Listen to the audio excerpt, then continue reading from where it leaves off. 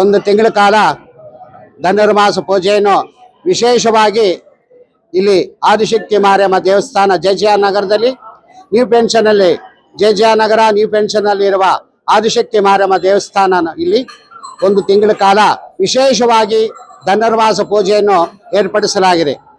ಬೆಳಗ್ಗೆ ಅಭಿಷೇಕ, ಮಹಾಮಂಗಳಾರತಿ, ತೀರ್ಥ ಪ್ರಸಾದ ವಿನಿಯೋಗ, ಅದೇ ರೀತಿಯಲ್ಲಿ ಸಂಜೆ 7:15 ಗಂಟೆಗೆ ಪೂಜೆ ಮತ್ತು 8 ಗಂಟೆಗೆ ಮಹಾಮಂಗಳಾರತಿ ತೀರ್ಥ ಪ್ರಸಾದ ವಿನಿಯೋಗವನ್ನು ಏರ್ಪಡಿಸಲಾಗಿದೆ. ಒಂದು ತಿಂಗಳ ಕಾಲ ತುಂಬ ವಿಜೃಂಭಣೆಯಿಂದ ತಾಯಿ ಸೇವೆಯನ್ನು ಏರ್ಪಡಿಸಲಾಯಿತು.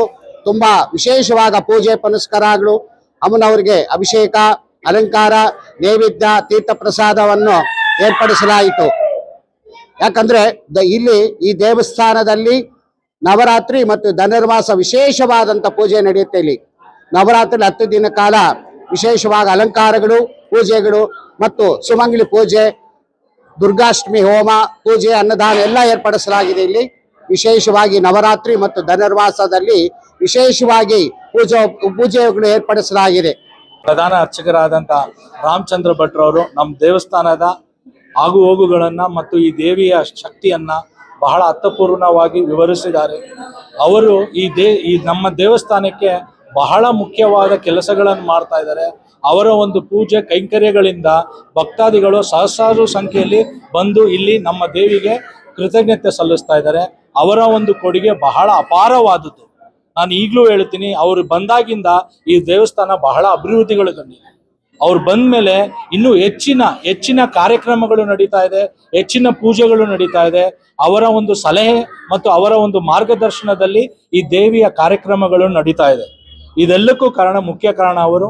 ಹಾಗೂ ಇವತ್ತು ಈ ಕಾರ್ಯಕ್ರಮಕ್ಕೆ ಪೂಜೆಯ ಅಲಂಕಾರವನ್ನು ಮಾಡಿರ್ತಕ್ಕಂಥ ನಮ್ಮ ಸುಬ್ಬರಾಯರು ಸಾಹೇಬ್ರವರು ಮತ್ತು ಈಶ್ವರಾಯರು ಸಾಹೇಬ್ರವರು, ಇವರಿಬ್ರು ನಮ್ಮ ದೇವಸ್ಥಾನಕ್ಕೆ ಅಭೂತಪೂರ್ವ ಅಂತ ಬೆಂಬಲ, ಸಹಕಾರಗಳನ್ನ ಕಷ್ಟ ಕಾಲದಲ್ಲಿ ನಮಗೆ ಕೊಟ್ಟಿದ್ದಾರೆ.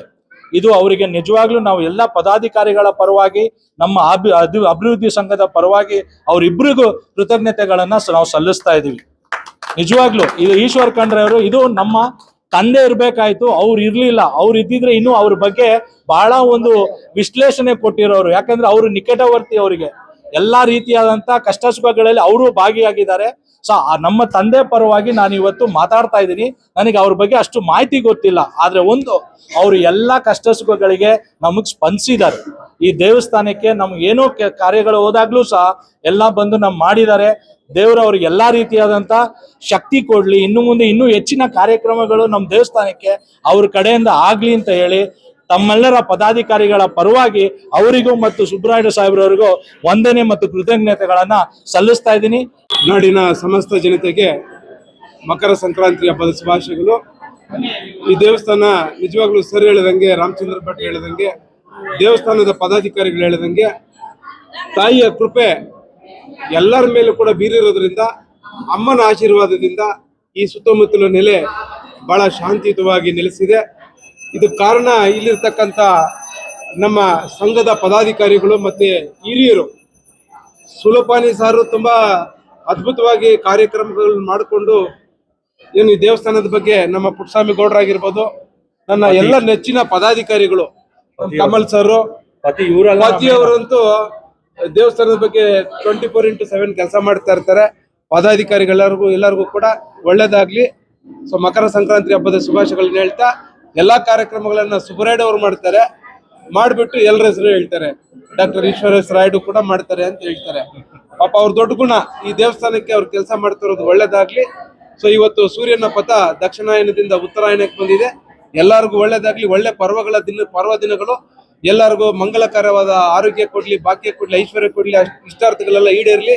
ಮತ್ತೆ ಅಮ್ಮನ ಕೃಪೆಗೆ ಎಲ್ಲರೂ ಪಾತ್ರರಾಗಬೇಕು, ಮತ್ತೆ ಸೇವೆಗೆ ಕಂಕಣ ತೊಟ್ಕೊಂಡು ಎಲ್ಲರೂ ಭಾಗಿಯಾಗಬೇಕಂತ ದೇವಸ್ಥಾನದ ಪರವಾಗಿ, ಪದಾಧಿಕಾರಿಗಳ ಪರವಾಗಿ, ಅಧ್ಯಕ್ಷರ ಪರವಾಗಿ ಬಹಳ ನಮ್ರತೆಯಿಂದ, ಪ್ರೀತಿಯಿಂದ ಕೇಳ್ಕೊಳ್ತಾ ಇದೀವಿ.